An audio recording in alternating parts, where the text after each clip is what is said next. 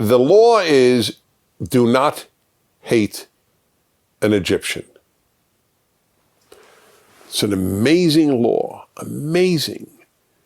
The Israelites had just spent horrible, long years of slavery, generations of slavery in Egypt, and there's a law, if you believe it, and I do, given by God, if not, given by Moses, and if you will, in the name of God, doesn't matter. But there's the law, and it is ancient, and it is probably to the generation that has just left Egypt, and forever. You cannot hate an Egyptian. Why is this so important? I wish that there were leaders in America today saying to Black America, you cannot hate a white. That is so relevant and so important. This issue of hatred of whites among some blacks in America is never touched because people are afraid. Cowardice is the human norm. There's no other explanation because everybody knows it exists. And if not hatred, resentment, anger, you name the negative emotion. If hatred is too strong, the other two will suffice. And it's particularly remarkable given that we are now living 160 or so years after slavery. This is not the first generation after slavery.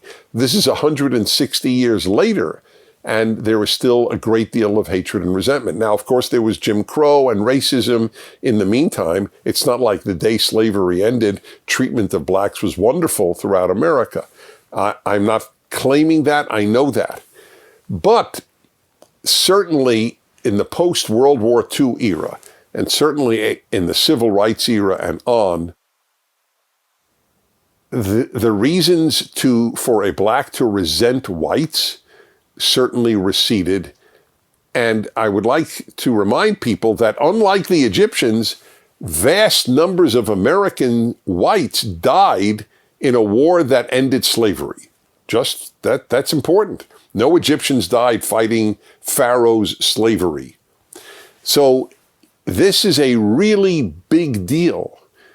If you're black and you take the Bible seriously, this is as applicable a law as I can imagine. Don't hate the white. But the irony is that the biggest fomenters of hatred of whites are whites. White leftists, white wokeists, whatever term you wish to use, white progressives, they foment hate. The black left and the white left basically almost live on white hatred, white resentment, white supremacy, and white fragility, and all these Chinese Revolution-like classes and courses and seminars at businesses and schools on racism. And if you're a white and you deny you're a racist, you're a bigger racist. And if you don't deny you're a racist anyway. You're a racist just being a white. That's a terrible lie, a horrible lie, a destructive lie, and it's at least as bad for black people as it is for white people. That's the irony. Because you can't be a happy or healthy person if you walk around feeling that you're a victim and hating a certain group of people in your midst. It's just not going to be good for you on any level. My wife raised